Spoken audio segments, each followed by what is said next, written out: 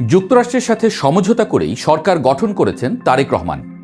এমন অভিযোগের তীরে বারবার বিদ্ধ হয়েছে বিএনপি, কিন্তু প্রতিবাদ বা জবাব তেমন কিছুই দেয়নি দলটি। সেদিন ইরানে আমেরিকা ইসরায়েলের হামলার প্রতিবাদে নিন্দা জানানোর পরিবর্তে মধ্যপ্রাচ্যে ইরানের ক্ষেপণাস্ত্র হামলার নিন্দা জানায় বিএনপি সরকার। কানাঘুষা শুরু হয় আমেরিকার বিরুদ্ধে কেন মুখ খুলছে না বিএনপি। এবার পররাষ্ট্রমন্ত্রী খলিলুর রহমান বলে উঠলেন, যুক্তরাষ্ট্রের সঙ্গে চুক্তির বিষয়ে সম্মতি দিয়েছেন বিএনপি জামায়াত দুই দলই।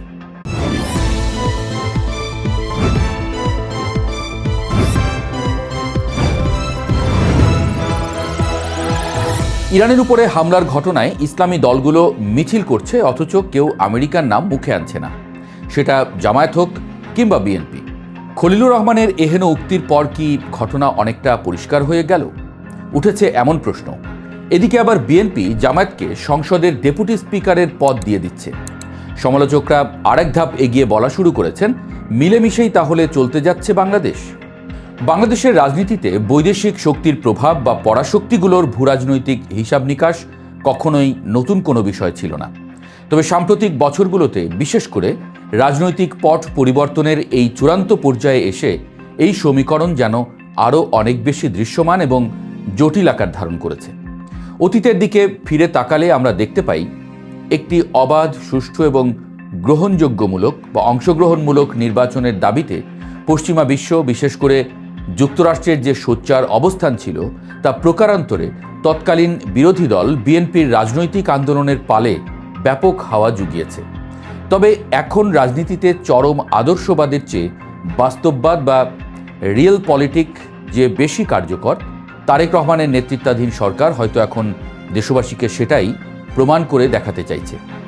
কিন্তু একজন সচেতন নাগরিক হিসেবে এই প্রশ্নটি তোলাই যায় যে, এই রিয়েল পলিটিক বা বাস্তববাদের মাসুল আমাদের স্বাধীন রাষ্ট্র এবং দেশের সাধারণ জনগণকে কিভাবে দিতে হবে। মধ্যপ্রাচ্যের রাজনীতি এবং বিশেষ করে ইরান, ইসরায়েল কিংবা যুক্তরাষ্ট্র ইস্যুতে বাংলাদেশের ইসলামপন্থী দলগুলোর, বিশেষ করে জামায়াত ইসলামীর একটি ঐতিহ্যগত কঠোর অবস্থান সবসময়ই ছিল।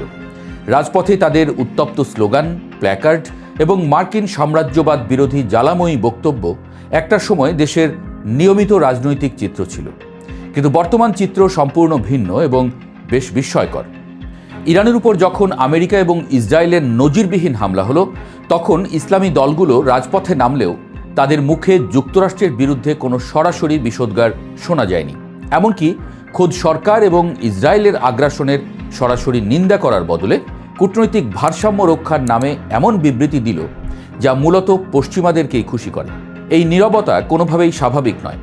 রাজনৈতিক বিশ্লেষক এবং সাধারণ মানুষ অনেকেই মনে করছেন, ক্ষমতার ভাগাভাগিতে সংসদে ডেপুটি স্পিকারের মতো গুরুত্বপূর্ণ পদ লাভ এবং রাজনৈতিক পুনর্বাসনের যে অভাবনীয় সুযোগ জামায়াত পেয়েছে, তা মূলত এই মার্কিন সমঝোতারই একটি ফসল। যুক্তরাষ্ট্র হয়তো তাদের এশীয় ভূরাজনৈতিক কৌশলের কারণে জামায়াতকে আপাতত মেনে নিয়েছে, আর বিনিময়ে জামায়াতও ক্ষমতার স্বাদ পেতে গিলে খেয়েছে তাদের দীর্ঘদিনের সাম্রাজ্যবাদ বিরোধী আদর্শ। একে ভদ্র ভাষায় রাজনৈতিক প্রজ্ঞা বা কৌশল বলা গেলেও সাধারণ মানুষের চোখে এটি স্রেফ আদর্শিক সুবিধাবাদ। পররাষ্ট্রমন্ত্রী খলিলুর রহমানের সাম্প্রতিক মন্তব্যের পর যুক্তরাষ্ট্রের সাথে বিএনপি জামায়াত জোটের কোনো চুক্তি বা সমঝোতা আছে কিনা তা নিয়ে জনমনে কৌতূহল বহুগুণ বেড়েছে। তাছাড়া আমেরিকার সাথে ইউনূস সরকার যে চুক্তি করে গেছেন, তা নিয়ে সমালোচনার শেষ নেই। প্রায় সবাই বলছেন, একতরফা চুক্তি করে দেশের অশনি ডেকে দিয়ে গেছেন ডক্টর ইউনূস। খলিলুর রহমান এতদিন পর যেন সেই আগুনেই আবার ঘি ঢাললেন। আন্তর্জাতিক সম্পর্কের ক্ষেত্রে আদান প্রদান বা গিভ অ্যান্ড টেক একটি অত্যন্ত স্বাভাবিক এবং স্বীকৃত প্রক্রিয়া।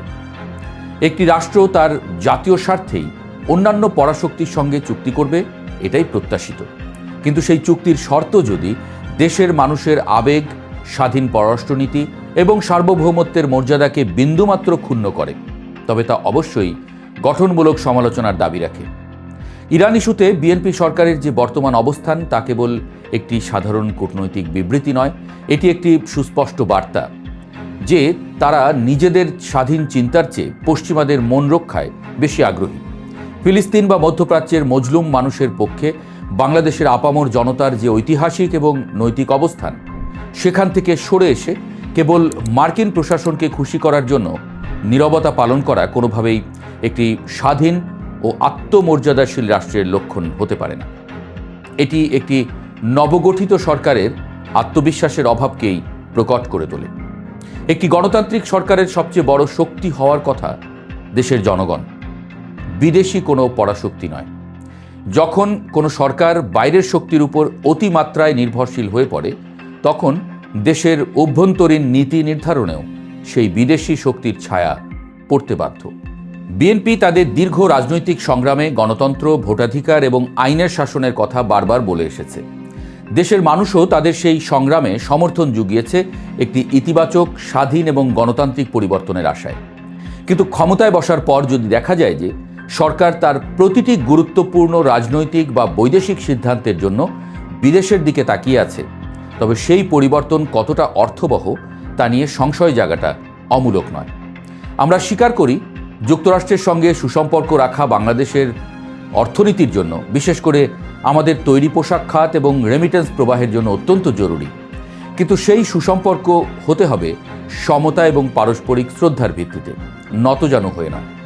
জামায়াত এবং বিএনপি মিলে যে সরকার গঠন করেছে, তাদের এই বিষয়টি অনুধাবন করা উচিত যে সাময়িক রাজনৈতিক সুবিধা বা ক্ষমতার চেয়ার টিকিয়ে রাখার জন্য করা এই ধরনের শর্তযুক্ত বৈদেশিক সমঝোতা দীর্ঘমেয়াদে দেশের জন্য কল্যাণকর হতে পারে না।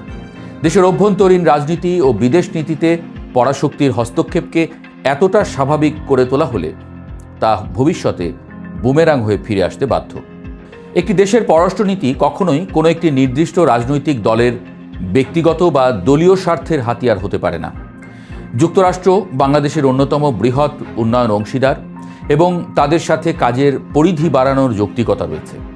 চুক্তির মাধ্যমে দেশের অবকাঠামোগত উন্নয়ন বা প্রাতিষ্ঠানিক সক্ষমতা বাড়লে তাতে সাধুবাদ জানানোর সুযোগ আছে।